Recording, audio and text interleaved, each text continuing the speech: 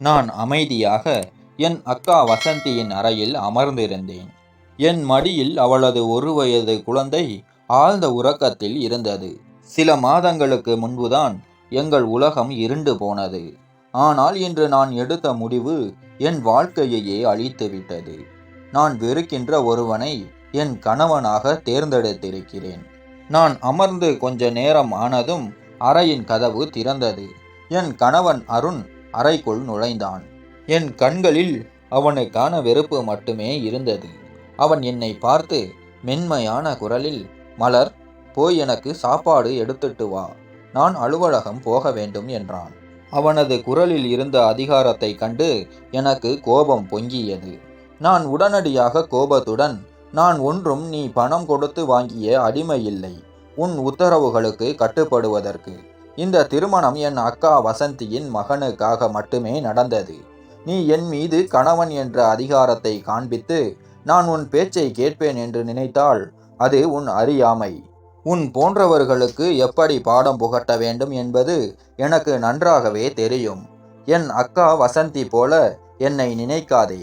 அவள் அப்பாவி. நீ செய்த கொடுமைகளை எல்லாம் அவள் அமைதியாக சகித்து கொண்டாள். என் பெயர் மலர். என்னால் ஒருவரின் மனதை நொறுக்க முடியும்" என்று அவனது கண்களை பார்த்து கோபமாக சீறினேன்.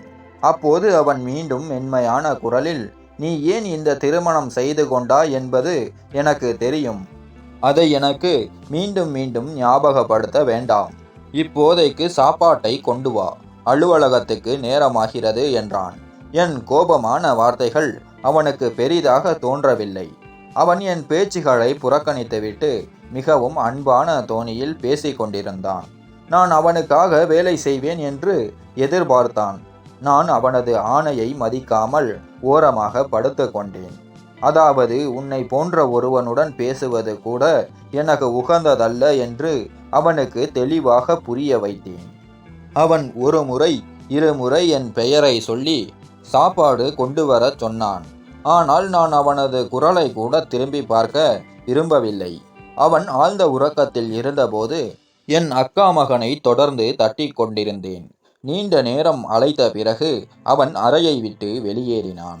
அப்போது நான் வெறுப்புடன் என் தலையை உதறினேன். இந்த மனிதனுடன் எனக்கு வெறுப்பை தவிர வேறு எந்த உறவும் தேவையில்லை. நான் இங்கு வந்திருப்பது என் அக்கா மகனுக்காக மட்டுமே. நான் இந்த திருமணத்தை செய்ததற்கு ஒரே ஒரு காரணம். என் அக்காவுக்கு அவன் கொடுத்த துன்பங்களுக்காக அவனிடம் இருந்து பழி வாங்க வேண்டும். என் அக்கா மிகவும் அப்பாவி. இந்த மனிதனோ ஒரு சாத்தான் போன்றவன். இவர்களை போன்றவர்களை எப்படி சமாளிக்க வேண்டும் என்பது எனக்கு நன்றாக தெரியும். எங்கள் திருமணம் நடந்து பல நாட்கள் ஆகியிருந்தன. அருண் என்னை ஒரு விரல் கூட தொட நான் அனுமதிக்கவில்லை. அவன் ஒரு ஆண். அவனுக்குள் உள்ள உணர்ச்சிகளும் கொதித்திருக்கலாம். ஒரு கணவனாக என்னிடமிருந்து தன் உரிமையை பெற அவன் விரும்பியிருக்கலாம்.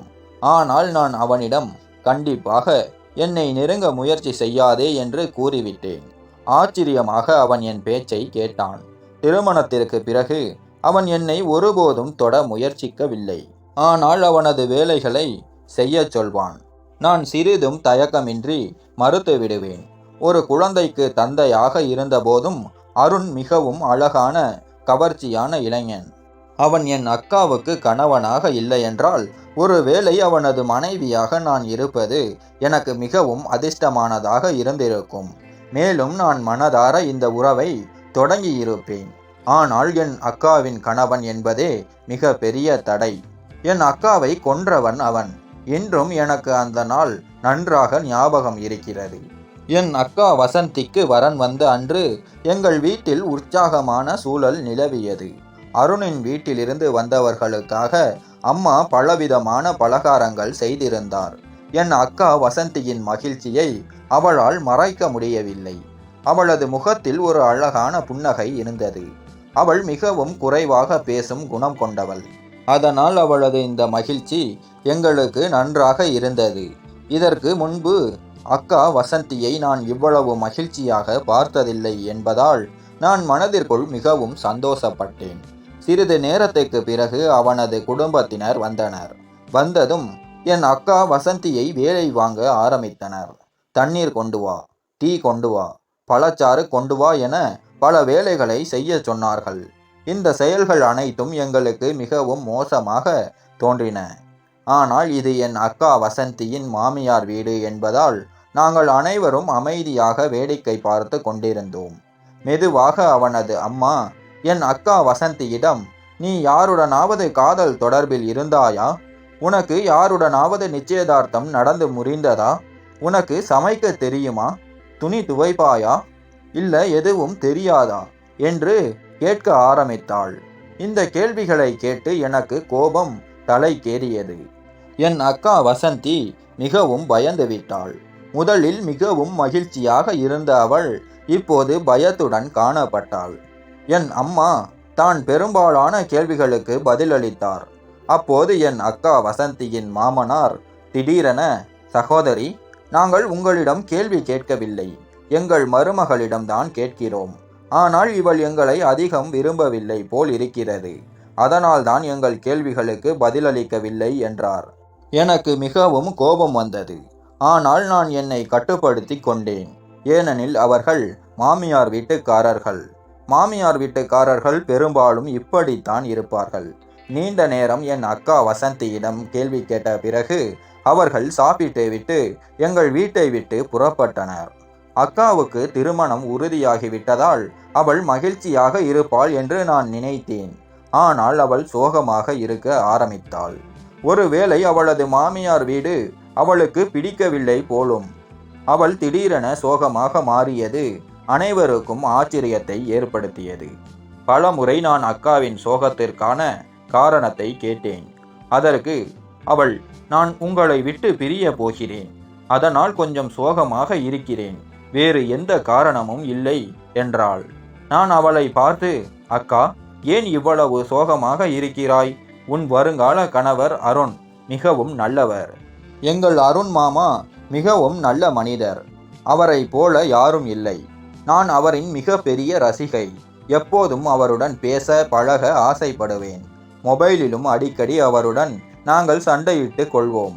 சில சமயம் நான் என் அக்கா வசந்தியிடம் விளையாட்டாக, அக்கா, அருண் மாமாவை உனக்கு பிடிக்கவில்லை என்றால் பரவாயில்லை, நீ திருமணம் வேண்டாம் என்று சொல்லிவிடு. நான் அருணிற்கு பச்சை கொடி காட்டுகிறேன். நீயும் அப்பா அம்மாவிடம் பேசு. எனக்கும் அருணிற்கும் திருமணம் செய்து வைக்கலாம். நான் அருணின் மேல் மனதை பறிகொடுத்து விட்டேன். அருண் மாமா எவ்வளவு அழகானவர், மிகவும் ஹேண்ட்ஸம் ஆனவர். அவர் சிரிக்கும்போது கன்னத்தில் விழும் குழி என் உயிரையே எடுத்து விடுகிறது என்று சொல்வேன். இதை நான் விளையாட்டாக சொன்னேன்.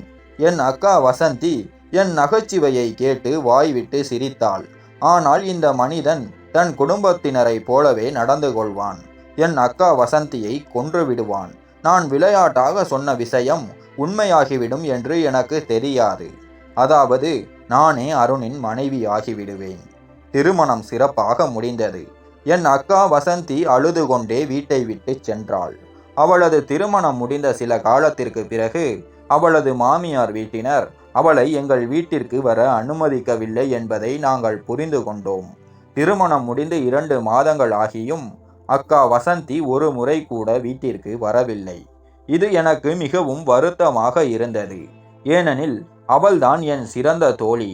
எனக்கு எந்த பிரச்சனை வந்தாலும் நான் அதை அக்கா வசந்தியிடம்தான் சொல்வேன். ஆனால் என் அக்காவுக்கு திருமணம் ஆனதிலிருந்து நாங்கள் அனைவரும் ஒருவருக்கொருவர் வெகு தொலைவில் இருந்தோம். என் அம்மாவும் அடிக்கடி, நான் என் மகளை எங்கே திருமணம் செய்து கொடுத்தேன் என்று தெரியவில்லை, இவள் முகத்தை பார்க்கவே நாங்கள் ஏங்குகிறோம் என்பாள். ஒரு நாள் நாங்கள் அனைவரும் உட்கார்ந்து அக்கா வசந்தி வீட்டிற்கு செல்லலாம் என்று திட்டமிட்டோம். அவள்தான் வரமாட்டாள், நாம் தான் போக வேண்டும் என்று என் அப்பாவும் உடனடியாக சம்மதித்தார். நான், அம்மா, அப்பா என நாங்கள் மூவரும் பேருந்து மூலம் அக்கா வசந்தி வீட்டிற்கு சென்றோம். ஆனால் அங்கு நாங்கள் கண்ட காட்சி எங்களை அதிர்ச்சிக்குள்ளாக்கியது. குற்றவாளிகளைப் போல அக்கா வசந்தி தலை குனிந்து நின்று கொண்டிருந்தாள். அருண் மாமா அவளை கேள்வி கேட்டு கொண்டிருந்தார். நாங்கள் மூவரும் திகைத்து போய் நின்றோம். அருண் மாமா என் அக்கா வசந்தியிடம் எதுவும் பேசாதவர். ஆனால் இன்று அவனது குரல் தெரு மூளை வரை கேட்டது. என் அக்கா வசந்தி நடுங்கிக் கொண்டிருந்தாள். நாங்கள் ஏதாவது பேசுவதற்கு முன், அல்லது நாங்கள் வந்திருப்பதை அவர்களுக்கு உணர்த்துவதற்கு முன் அருண் மாமா என் அக்கா வசந்தியின் முகத்தில் பலமாக ஒரு அறை விட்டார். இதை பார்த்து எனக்கு பயத்தில் நரம்பு வெடித்தது. என் அம்மாவும் அப்பாவும் உடனடியாக அவர்கள் இருவருக்கும் நடுவில் சென்றனர். எங்களை பார்த்ததும் அவர்கள் அதிர்ச்சியடைந்தனர். நான் அதிர்ச்சியில் உறைந்து போயிருந்தேன். இந்த மனிதன் என் அக்கா வசந்தியை அடிப்பான் என்று நான் ஒருபோதும் நினைத்ததில்லை. என் அக்கா வசந்தி எங்களுக்கு மிகவும் ஸ்பெஷல். அவள் எங்கள் வீட்டில் மூத்த மற்றும் செல்ல மகள். அப்பாவும் அம்மாவும் அவளை பூ போல வைத்திருந்தார்கள். ஆனால் இந்த மனிதன் என் அக்கா வசந்தியை அடிக்கிறான். இன்று முதன்முறையாக எனக்கு மாமா மீது வெறுப்பு ஏற்பட்டது. இல்லையென்றால் நான் எப்போதும் என் மாமா லட்சத்தில் ஒருவன் என்றுதான் சொல்வேன். அவரது மாமியார் வீட்டினர் மோசமாக இருந்தால் என்ன, என் அக்கா வசந்தியின் கணவர் நல்லவர் தானே என்று நினைப்பேன்.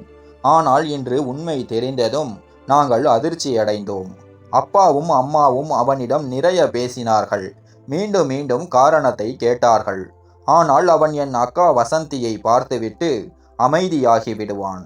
அதேபோல் என் அக்கா வசந்தியும் என்னை கட்டி அணைத்து அழுதபடி இருந்தாள். என்ன நடந்தது?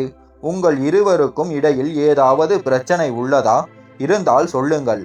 ஒருவேளை நாங்கள் இந்த பிரச்சனைக்கு ஒரு தீர்வை காண்பிக்கலாம் என்று நான் பலமுறை அவர்களிடம் கேட்டேன். ஆனால் அவளும் ஒன்றும் சொல்லவில்லை. அக்கா கணவனும் ஒன்றும் சொல்லவில்லை. ஆனால் எங்கள் இதயத்தில் அருண் மாமாவிற்கான வெறுப்பு இடம் பிடித்திருந்தது. காலம் அதன் வேகத்தில் கடந்து கொண்டிருந்தது. என் அப்பா கண்டிப்பாக, நீங்கள் இருவரும் மாதத்திற்கு ஒரு முறை எங்கள் வீட்டிற்கு வர வேண்டும். இல்லையென்றால் அருண், நாங்கள் எங்கள் மகளை எங்களுடனேயே அழைத்து சென்று விடுவோம் என்று கூறிவிட்டு வந்திருந்தார். அப்போது அருண் ஒரு முறை அப்பாவை பார்த்துவிட்டு மீண்டும் அமைதியாகிவிட்டான். அப்போது எனக்கு தோன்றியது, அவன் எதையோ சொல்ல விரும்புகிறான். ஆனால் ஏதோ ஒரு காரணத்திற்காக அமைதியாக இருக்கிறான். ஆனால் நாங்கள் எதுவும் சொல்லவில்லை. ஏனெனில் நாங்கள் அதிகமாக பேசினால் என் அக்கா வசந்தியின் வாழ்க்கை பாதிக்கப்படும். என் அக்கா வசந்திக்கு விவாகரத்து ஏற்படும் எந்த தவறும் நாங்கள் செய்ய விரும்பவில்லை. சில மாதங்களுக்கு பிறகு என் அக்கா வசந்தி கர்ப்பமாக இருக்கிறார் என்ற மகிழ்ச்சியான செய்தி கிடைத்தது. அவள் 2 மாத கர்ப்பிணியாக இருந்தாள். இதை கேட்டதும் எனக்கு பெரும் மகிழ்ச்சி. என் கால்கள் தரையில் நிற்கவில்லை. நான் வானத்தில் பறந்து அனைவருக்கும் என் மகிழ்ச்சியை சொல்ல வேண்டும் என்று என் மனம் ஆசைப்பட்டது. என் அக்கா வசந்தி அம்மா ஆக போகிறாள். அதாவது நான் சித்தி ஆக போகிறேன். எங்கள் வீட்டிற்கு ஒரு சிறிய குழந்தை வரப்போகிறது. நாங்கள் அனைவரும் மகிழ்ச்சியாக இருந்தோம். அடுத்த நாளே அக்கா வசந்தியின் வீட்டிற்கு சென்றோம். அருண் எங்களை உற்சாகமாக வரவேற்றான். அவன் தொடர்ந்து, கடவுளே, என் குழந்தையை ஆரோக்கியமாக வைத்திருக்க வேண்டும் என்று வேண்டிக் கொண்டிருந்தான். அவனது மகிழ்ச்சியை அவனால் மறைக்க முடியவில்லை. ஆனால் அக்கா வசந்தி சோகமாக இருப்பதாக எனக்கு தோன்றியது. நான் பலமுறை காரணம் கேட்டபோது அவள் எதுவும் சொல்லாமல் உடல்நிலை சரியில்லை, அதனால்தான் இப்படி இருக்கிறேன் என்று மட்டும் சொன்னாள். மற்றபடி எல்லாம் கடவுளின் அருளால் நன்றாக உள்ளது என்றாள். ஆனால் அவளது கண்களில் ஏதோ ஒன்று தெளிவாக தெரிந்தது. அம்மாவும் அப்பாவும் பலமுறை கேட்டபோது அவள் ஒன்றுமில்லை, உங்களுக்கு ஒரு வேளை தவறாக தோன்றுகிறது என்று மட்டுமே சொன்னாள். ஆனால் நாங்கள் அவளுக்கு அந்நியர்கள் இல்லையே. எங்களுக்கு எப்படி இவ்வளவு பெரிய தவறான எண்ணம் தோன்றும்? காலம் விரைந்து சென்றது. அக்காவுக்கு குழந்தை பிறந்தது. அவளது மகன் பிறந்த மகிழ்ச்சியில் நாங்கள் அனைவரும் மருத்துவமனை முழுவதும் இனிப்பு வழங்கினோம். அருண் மாமா மிகவும் மகிழ்ச்சியாக இருந்தார். அவனது மகிழ்ச்சியை கண்டதும் அவனிடம் இருந்த என் பழைய வெறுப்புகளை எல்லாம் மறந்துவிட்டு அவனை கட்டி அணைத்து கொண்டேன். அவனது கண்களில் இருந்து வழிந்த ஆனந்த கண்ணீரை கண்டதும் என் அக்கா இப்போது அருணுடன் மகிழ்ச்சியாக இருக்கிறாள் என்று எனக்கு நிம்மதி ஏற்பட்டது.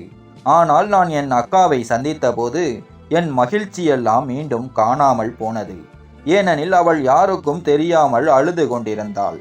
அது எனக்கு நல்ல காட்சியாக இல்லை. நான் உடனடியாக அவளை என் மார்போடு அணைத்து கொண்டேன். அவள் மீண்டும் சத்தமாக அழ ஆரம்பித்தாள். அவள் ஏன் இப்படி செய்கிறாள் என்று எனக்கு புரியவில்லை. நான் பலமுறை, அக்கா, என்ன நடந்தது என்று சொல்லுங்கள், உன் வாழ்க்கையில் என்ன நடக்கிறது? அருண் மாமாவுடன் சண்டையா அல்லது வேறு ஏதேனும் பிரச்சனையா? அவர் உன்னை அடித்து விட்டாரா என்று பல கேள்விகளை கேட்டேன். ஆனால் அவள் இல்லை, அப்படி எதுவும் இல்லை என்றாள். ஆனால் அவளது குரல் நடுங்கியது. அதிலும் அருண் மாமாவின் தவறு இருப்பதாகவே எனக்கு தோன்றியது. நாட்கள் மெதுவாக கடந்தன. ஆரம்ப நாட்களில் நான் அக்காவுடனேயே இருந்தேன், அவளுக்கு சேவை செய்வதற்காக. ஏனென்றால் இது போன்ற நேரத்தில் ஒரு பெண்ணின் வழியை அம்மாவாலும் சகோதரியாலும் மட்டுமே புரிந்து கொள்ள முடியும். ஒருவேளை கணவனால் கூட புரிந்து கொள்ள முடியாது. ஆனால் நான் அருண் மாமாவை பார்த்து ஆச்சரியப்பட்டேன். அருண் மாமா அக்காவுக்கு ஒரு சேவகனைப் போல சேவை செய்தார். அதை பார்க்கும் எவரும் இருவருக்கும் இடையே எவ்வளவு அன்பு இருக்கிறது என்று நினைப்பார்கள். அருண் மாமா அக்கா வசந்தியை குளியலறைக்கு அழைத்து செல்லும் போது கூட அவளை தன் கைகளால் தூக்கிச் செல்வார். அவர்கள் இருவருக்கும் இடையில் எல்லாம் சரியாகிவிட்டது என்று நான் நினைத்தேன். ஆனால் உண்மை ஒரு வருடத்திற்கு பிறகுதான் வெளிவந்தது. என் அக்கா வசந்தி இறந்த செய்தி எங்களை வந்தடைந்தது. யாரோ என் ஆன்மாவை பிடித்து உலுக்கியது போல எனக்கு இருந்தது. நாங்கள் அனைவரும் உடனடியாக அக்கா வீட்டிற்கு விரைந்தோம். அருண் தலையை பிடித்தபடி சின்ன ராஜை மடியில் வைத்து கொண்டு அமர்ந்திருந்தான். நான் உடனடியாக ராஜை என் மடியில் தூக்கி கொண்டேன். அவன் அப்பா அப்பா என்று கத்தி அழுது கொண்டிருந்தான். அப்பா அருணிடம் என் மகள் எங்கே என்று கேட்டார். அருண் அழுது கொண்டே அப்பாவின் கழுத்தை கட்டி கொண்டான். அவள் ஒரு மோசமான விபத்தில் சிக்கிக் கொண்டதாக கூறினான். அவளது உடல் அடையாளம் காண முடியாத அளவுக்கு சிதைந்து விட்டதாக சொன்னான்.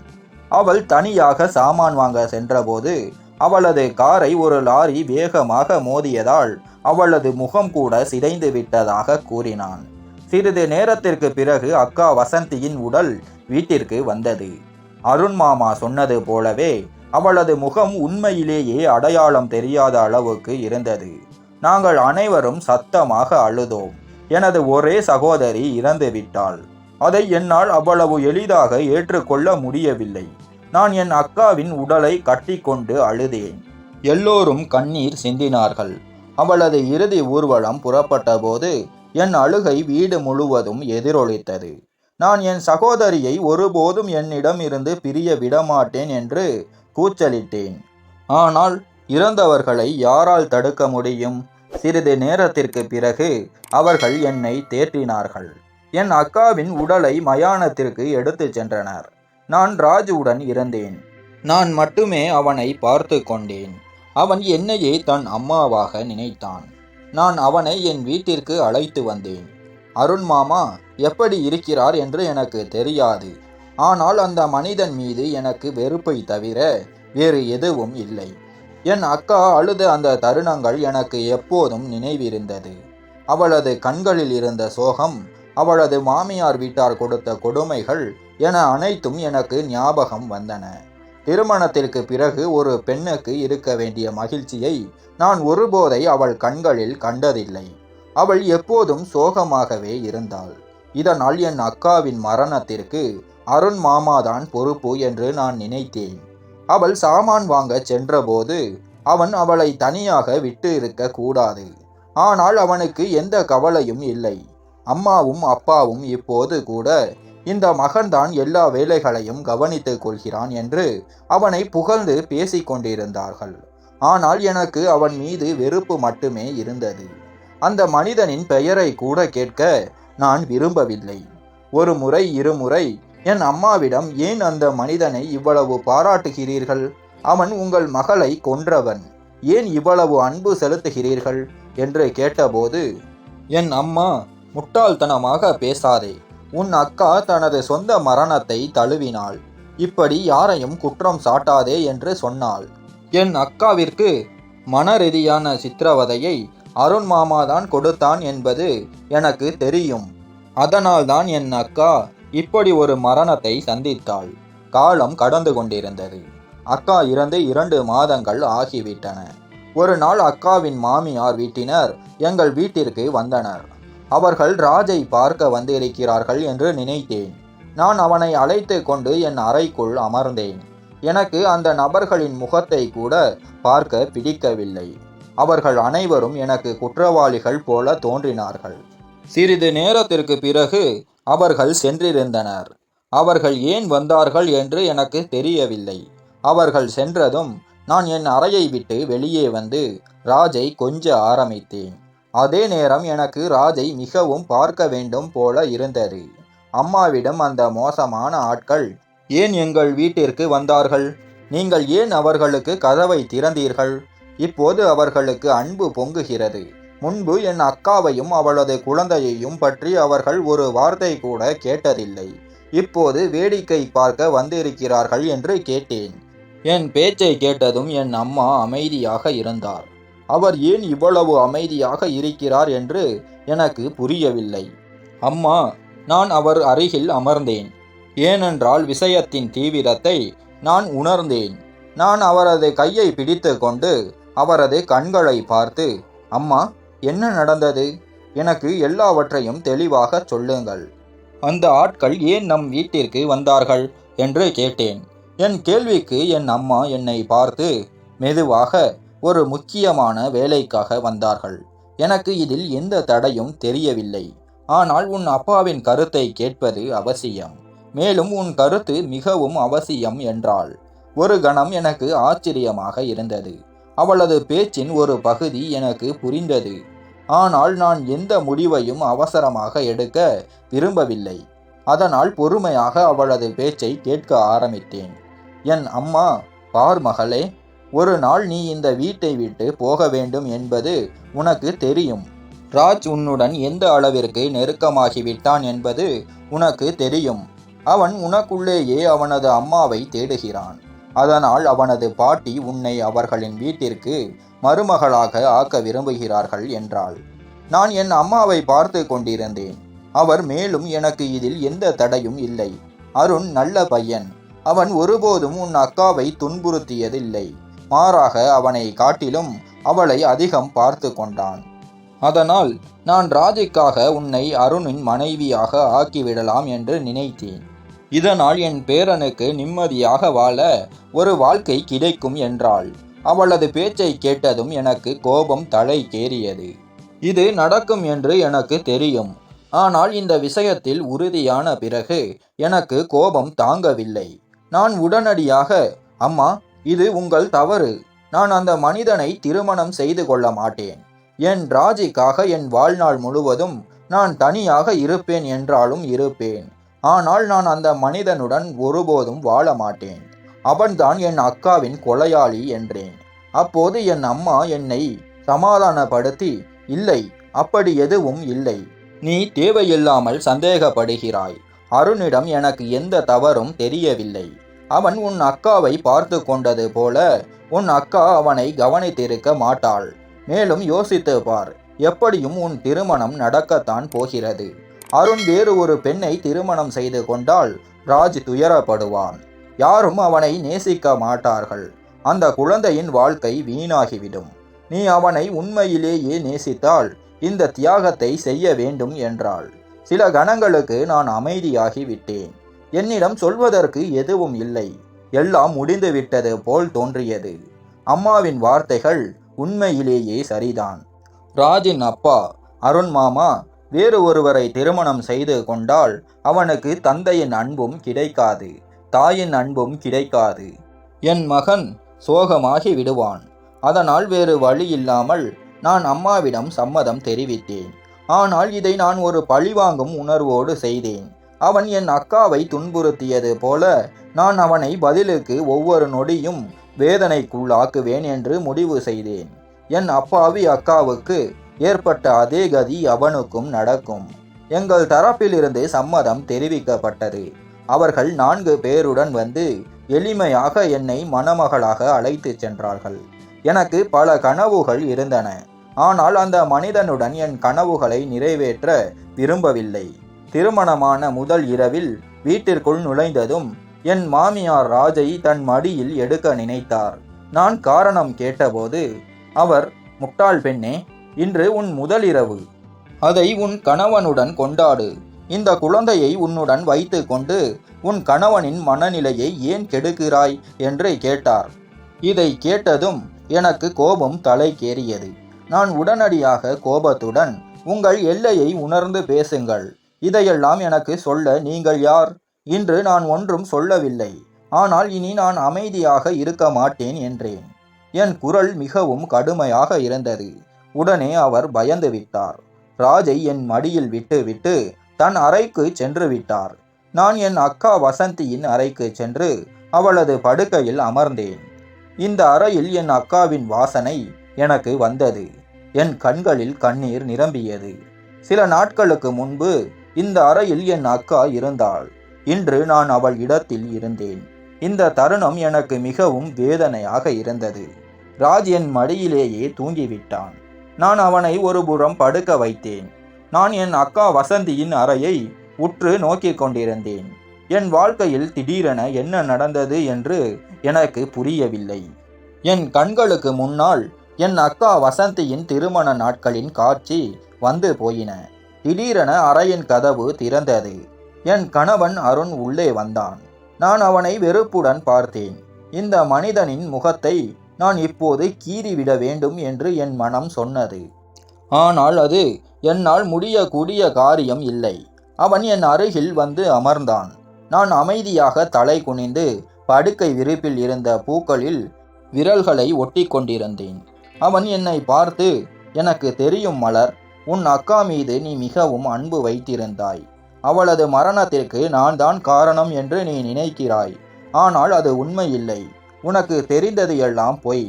உன் அக்கா சோகமாக இருந்ததற்கான காரணத்தை நீ ஒருபோதும் அறிய முயற்சிக்கவில்லை. நான் தான் அவளை சோகமாக வைத்திருந்தேன் என்று நினைத்து கொண்டிருக்கிறாய். ஆனால் அவன் மேலும் பேசுவதற்குள் நான் அவனை இடைமறித்து கோபமாக, கடவுளுக்காக என்னை தனியாக விட்டுவிடுங்கள். நீங்கள் எனக்கு எந்த விளக்கமும் தர தேவையில்லை. என் அக்கா ஏன் சோகமாக இருந்தாள் என்று எனக்கு தெரிந்து கொள்ள தேவையில்லை. இதற்கும் எனக்கும் எந்த சம்பந்தமும் இல்லை. நான் உன்னிடம் இப்போது தெளிவாக சொல்கிறேன். இந்த திருமணம் என் மகனுக்காக மட்டுமே நடந்தது. என்னிடம் இருந்து எந்த உரிமையையும் நீ எதிர்பார்க்க வேண்டாம். நான் உன் வேலைகளை செய்வேன் என்று நீ நினைத்தால் அந்த எண்ணத்தை உன் மனதிலிருந்து உடனடியாக அகற்றிவிடு. ஏனென்றால் நான் அப்படி எதுவும் செய்ய போவதில்லை. என் அக்கா போல என்னை நினைக்காதே. நான் மிகவும் மோசமானவள். யாராவது என்னுடன் சண்டையிட்டால் அவர்களது கடைசி தலைமுறை வரை நான் சண்டையிடுவேன். எனவே என்னை அப்பாவியாக நினைத்து அடக்க முயற்சிக்காதே என்றேன். இதை சொல்லிவிட்டு நான் என் மகன் அருகில் படுத்து கொண்டேன். என் முதுகுக்கு பின்னால் என் கணவனின் பார்வை நீண்ட நேரம் என் மீது இருப்பதை உணர்ந்தேன். என் உடலில் ஒருவித பதற்றம் இருந்தது. இந்த மனிதன் என்னிடம் வலுக்கட்டாயமாக தன் உரிமையை பெற முயற்சி செய்து விடுவானோ என்று பயந்தேன். ஆனால் அவன் அப்படி எதுவும் செய்யவில்லை. ஒருவேளை என் குரலில் கடுமையை கண்டு அவன் பயந்து விட்டான் போல. அடுத்த நாள் காலை மிகவும் பிரகாசமாக விடிந்தது. அவன் காலை உணவிற்கு என்னுடன் வரும்படி கூறினான். ஆனால் நான் எழுந்து கொள்ளக்கூட முயற்சிக்கவில்லை. நான் அவனை எப்போதும் தொந்தரவு செய்ய ஆரம்பித்தேன். சிறு சிறு விஷயங்களுக்கு கூட அவனுடன் சண்டையிடுவேன். இதனால் அவன் அறையை விட்டு வெளியேறுவான். அப்போதுதான் எனக்கு அமைதி கிடைக்கும். ஏனெனில் இந்த மனிதன் என் அருகில் இருக்கும்போது கோபத்தை தவிர வேறு எந்த உணர்வும் எனக்கு வரவில்லை. காலம் கடந்து கொண்டிருந்தது. எனக்கும் அவனுக்கும் இடையே ஒருபோதும் நல்லுறவு ஏற்படவில்லை. அவன் ஏதாவது ஒரு சாக்கு சொல்லி என் அருகில் வர முயற்சிப்பான். என் மனதில் அவனது அன்பை பெற முயற்சி செய்வான். அவனது கண்களில் அந்த அன்பின் ஒளியை கண்டதும் நான் உடனடியாக தலை குனிவேன்.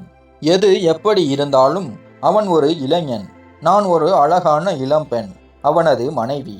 அவனுக்கு எப்போது வேண்டுமானாலும் என்னிடம் இருந்து தன் உரிமையை பெற முடியும். ஆனால் அவன் அப்படி செய்யவில்லை. இது என்னை ஆச்சரியப்படுத்தியது. அவன் மோசமானவன், ஒரு முரட்டுத்தனமானவன் என்றால் என்னிடம் வலுக்கட்டாயமாக நடந்திருக்க முடியும். நான் என் அக்காவை விட மிகவும் அழகானவள். ஆனாலும் இன்று வரை அவன் என் விருப்பம் இல்லாமல் ஒரு விரலை கூட என் மீது வைத்ததில்லை. சில நேரங்களில் என் இதயம் அவனை நோக்கி இழுக்கப்பட்டது. ஆனால் நான் என் இதயத்தின் உணர்வுகளை தட்டி தூங்க வைத்து விடுவேன். இன்றும் கூட அவன் என்னிடம் சாப்பாடு கேட்டான்.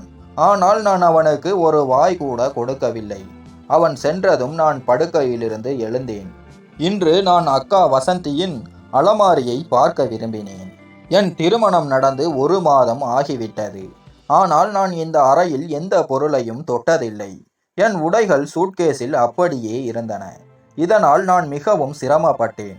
அக்காவின் உடைகளை எடுத்து சூட்கேஸில் வைத்துவிட்டு என் உடைகளை அலைமாரியில் அடுக்கி வைக்கலாம் என்று நினைத்தேன். ஆனால் என் கண்களுக்கு முன்னால் என்ன வரப்போகிறது என்று எனக்கு தெரியாது. நான் மெதுவாக என் அக்கா வசந்தியின் அலமாரியை அடுக்க ஆரம்பித்தேன். அப்போது அலமாரியின் ஓரத்தில் ஒரு சிவப்பு நிற டைரி இருந்தது. ஒரு கணம் என் இதயம் நடுங்கியது. என் மனதில் பழைய நினைவுகள் வந்தன. என் அக்கா வசந்திக்கு டைரி எழுதும் பழக்கம் இருந்தது. அவள் தினமும் இரவு நடந்த நிகழ்வுகளை டைரியில் எழுதுவாள். அவளது இந்த முட்டாள்தனமான பழக்கத்திற்காக நான் அவளை பார்த்து சிரிப்பேன். ஆனால் அவள் தனக்கு இது மிகவும் பிடித்திருக்கிறது என்று சொல்லுவாள். நண்பர்களை உருவாக்குவது மிகவும் மோசமான வேலை என்று அவள் நினைத்தாள். ஏனென்றால் நீங்கள் ஒரு ரகசியத்தை ஒரு மனிதனிடம் சொன்னால் அவன் அதை யாருக்காவது சொல்லிவிடுவான் என்று பயப்பட வேண்டும். ஆனால் நீங்கள் ஒரு புத்தகத்தில் உங்கள் ரகசியங்களை எழுதினால் அது எதுவும் சொல்லாது. எனவே நான் புத்தகங்களை என் நண்பர்கள் ஆக்கிக் கொண்டேன் என்று அவள் சொல்லுவாள். நான் ராஜின் அருகில் படுக்கையில் அமர்ந்து அந்த டைரியை திறந்தேன். முதல் பக்கத்தில் ஒரு பெரிய இதயம் வரையப்பட்டிருந்தது.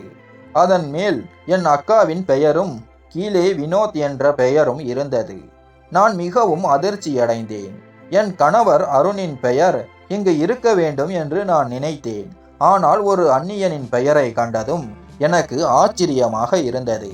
இந்த டைரியில் உள்ள எழுத்துக்கள் என் அக்காவின் எழுத்துக்கள் தான். அவள் வார்த்தைகளை வளைத்து எழுதுவதில் பழக்கப்பட்டவள். என் இதயம் வேகமாக துடித்தது. என் மனதில் விசித்திரமான எண்ணங்கள் வந்தன. நான் அடுத்த பக்கத்தை திருப்பினேன். என் கண்கள் அதிர்ச்சியடைந்தன. இந்த டைரியில் ஒரு படம் இருந்தது. அதில் ஒரு அந்நியனின் முகம் இருந்தது. அதற்கு கீழே அன்பான கவிதை எழுதப்பட்டிருந்தது. நான் மேலும் பக்கங்களை திருப்பினேன். அதில் ஒரு காட்சி முழுமையாக எழுதப்பட்டிருந்தது. இன்று நான் வினோத்தை சந்தித்தேன். திருமணத்திற்கு பிறகு நான் அவனை சந்தித்தேன் என்று என்னால் நம்ப முடியவில்லை. நான் இனி அவனை சந்திக்க மாட்டேன் என்று நினைத்தேன். என் மகிழ்ச்சியை வார்த்தைகளால் விவரிக்க முடியாது. என் தொண்டை வறண்டது. நான் டைரியை படிக்க படிக்க என் உள்ளங்கைகள் வியர்ந்தன. இதில் அக்கா வசந்தி மிகவும் சோகமாக இருந்தாள். அவள் எனக்கு வினோத் கிடைக்க மாட்டான் என்று எழுதியிருந்தாள். அவன் என்னை போன்ற ஒரு பெண்ணை திருமணம் செய்ய மாட்டேன் என்று தெளிவாக சொன்னான். ஏனென்றால் என் உரிமையை நான் வேறு ஒருவருக்கு கொடுத்து விட்டேன். அருண் என்னை மிகவும் நேசிக்கிறான். என்னை மிகவும் கவனித்துக் கொள்கிறான். எனக்கு எந்த குறையும் இல்லை. ஆனால் நான் வினோத்தை நேசிக்கிறேன். அவனை திருமணம் செய்ய விரும்புகிறேன். அவன் எனக்கு கிடைக்கவில்லை என்றால் நான் இறந்து விடுவேன் என்று எழுதியிருந்தாள். நான் என் உலர்ந்த உதடுகளை நாக்கால் ஈரமாக்கிக் கொண்டு மேலும் படித்தேன். நான் கர்ப்பமாக இருக்கிறேன். இதை வினோத்திடம் எப்படி சொல்வது என்று எனக்கு தெரியாது. அருண் மிகவும் மகிழ்ச்சியாக இருக்கிறான். அவன் என் கால்களை கூட தரையில் வைக்க விடுவதில்லை என்று எழுதியிருந்தாள். நான் படிக்க படிக்க என் கண்களில் இருந்து கண்ணீர் வழிந்தது. அருணை பற்றி நான் எவ்வளவு தவறாக நினைத்து கொண்டிருந்தேன். ஆனால் என் அக்காதான் தவறான விஷயங்களில் சிக்கியிருந்தாள். கடைசி பக்கத்தில் எழுதப்பட்டிருந்த உண்மையை நான் படித்தபோது என் உடல் முழுவதும் மயிர் சிலிர்த்தது. அவள் இன்று நான் இங்கிருந்து தப்பி சென்று விடுவேன் என்று எழுதியிருந்தாள். ராஜை விட்டு விட்டு செல்வது எனக்கு மிகவும் வேதனையாக இருக்கிறது. ஆனால் நான் என் காதலை பெற வேண்டும். அதற்காக நான் கடைசி எல்லை வரை செல்வேன். நானும் வினோத்தும் ஒரு நல்ல திட்டத்தை தீட்டியுள்ளோம். நான் இறந்து விட்டது போல எல்லோரும் நினைப்பார்கள். ஆனால் நான் வினோத்துடன் ஒரு சிறந்த வாழ்க்கையை தொடங்குவேன். அதை பற்றி யாருக்கும் தெரியாது. அவன் என்னுடையவன். அவனை பெற்ற பிறகுதான் நான் நிம்மதியாக மூச்சு விடுவேன். அதற்கு முந்தைய பக்கங்களில் இன்று அருண் என்னை அடித்தார். அவர் எனது காதல் கடிதங்களை பார்த்து விட்டார். என்னை கேள்வி கேட்க ஆரம்பித்தார். என் நிலை மிகவும் மோசமாக இருந்தது. ஆனால் அப்பாவும் அம்மாவும் வந்து என்னை காப்பாற்றினார்கள் என்று எழுதியிருந்தாள். நான் அந்த புத்தகத்தை மூடி மீண்டும் அலமாரியில் வைத்தேன். என் இதயம் வேகமாக துடித்தது. என் அக்கா உயிருடன் இருந்தாளா? அவள் தன் காதலை பெறுவதற்காக வீட்டை விட்டு ஓடிவிட்டாளா? தன் ஒரு வயது குழந்தையின் வாழ்க்கை வீணாகிவிடும் என்று கூட அவள் நினைக்கவில்லையா? ஆனால் அவள் யாரையும் பொருட்படுத்தவில்லை. எல்லோருக்கும் முன்னால் தன்னை இறந்தவளாக காண்பித்துவிட்டு எங்களை விட்டு சென்று விட்டாள். இரவு மிகவும் தாமதமாக அருண் அறைக்கு வந்தான். நான் அமைதியாக விளக்கை அணைத்துவிட்டு அமர்ந்தேன். ராஜ் என் அருகில் ஆழ்ந்த உறக்கத்தில் இருந்தான். அவன் இருட்டில் நடந்து படுக்கை வரை வந்தான். நான் அமர்ந்திருப்பதை கண்டதும் அவன் உடனடியாக விளக்கை ஆன் செய்து, "என்ன மலர், ஏன் இவ்வளவு கவலையாக இருக்கிறாய்?" என்று கேட்டான். என்ன நடந்தது என்று எனக்கு தெரியவில்லை. நான் திடீரென அழுது கொண்டே அருணின் கழுத்தை கட்டி கொண்டேன். என்னால் அழுகையை நிறுத்த முடியவில்லை. அவன் என்னை தேற்ற முயற்சி செய்து கொண்டிருந்தான். நான் அன்று நடந்த அனைத்தையும் அழுது கொண்டே அருணிடம் சொன்னேன். அந்த கதையை கேட்டதும் அருண் அமைதியாகிவிட்டான். நான் அவன் ஏன் அமைதியாக இருக்கிறான் என்று கேட்டபோது, "உன் அக்கா வசந்தியின் இறுதி சடங்குக்கு பிறகுதான் எனக்கு முழு உண்மை தெரிந்தது" என்று சொன்னான். நான் பலமுறை அவளிடம், "நீ செய்வது தவறு. உனக்கு திருமணம் ஆகிவிட்டது. வினோத்தை மறந்துவிடு. அவன் உன் வாழ்க்கையில் இல்லை. அவன் உனக்கு கிடைப்பதாக இருந்தால் முன்பே கிடைத்திருப்பான்" என்று புரிய வைத்தேன். ஆனால் அவள் என் பேச்சை கேட்கவில்லை. நான் உன் அக்காவை பற்றி விசாரித்த போது அவள் வினோத்துடன் எந்த உறவுமின்றி அவனது வீட்டில் வசிப்பது தெரிந்தது. நான் உன் அக்காவுக்கு விவாகரத்து கொடுத்து விட்டேன். அவளுடன் எல்லா உறவுகளையும் முறித்து கொண்டேன். உன்னையும் உன் அக்கா வசந்தி போல நான் பயந்தேன். அதனால்தான் உன்னை திருமணம் செய்வதற்கு முன்பு உன்னை பற்றி முழுமையாக விசாரித்தேன். ஆனால் நீ அந்த விஷயங்களில் இல்லை. உனக்கு என் மீது வெறுப்பு மட்டுமே இருந்தது. என் காதல் உன் வெறுப்பை ஒரு நாள் வென்றுவிடும் என்று எனக்கு தெரியும். ஆனால் அதற்குள் இந்த உண்மைகள் அனைத்தும் உன் கைக்கு கிடைக்கும் என்று எனக்கு தெரியாது என்றான். நான் அழுது கொண்டே அருணிடம் மன்னிப்பு கேட்டபோது அருண் என்னை மன்னித்து விட்டான். அவன் என் கண்களில் இருந்து வந்த கண்ணீரை தன் கைகளால் துடைத்து விட்டான். சிரித்தபடி, "சரி, இப்போது நாம் நமது திருமண வாழ்க்கையை தொடங்கலாம் அல்லவா? ஏனெனில் ராஜுக்கு ஒரு தங்கை தேவைப்படுவாள். அதற்காக நாம் இப்போதிலிருந்தே திட்டமிட வேண்டும் அல்லவா?" என்று கேட்டான். இதை சொல்லும்போது அருணின் கண்களில் குறும்பு தெரிந்தது. நான் வெட்கப்பட்டு என் முகத்தை அருணின் மார்பில் மறைத்து கொண்டேன். அருண் முழு உரிமையுடன் என்னை தன் கைகளுக்குள் அணைத்து கொண்டான். எனக்கு தேவையான அன்பையும் மரியாதையையும் அவன் கொடுத்தான். நானும் அருணின் அன்பை முழு மனதுடன் ஏற்றுக்கொண்டேன். அக்கா வசந்தியைப் போல அருணிற்கு துரோகம் செய்யவில்லை.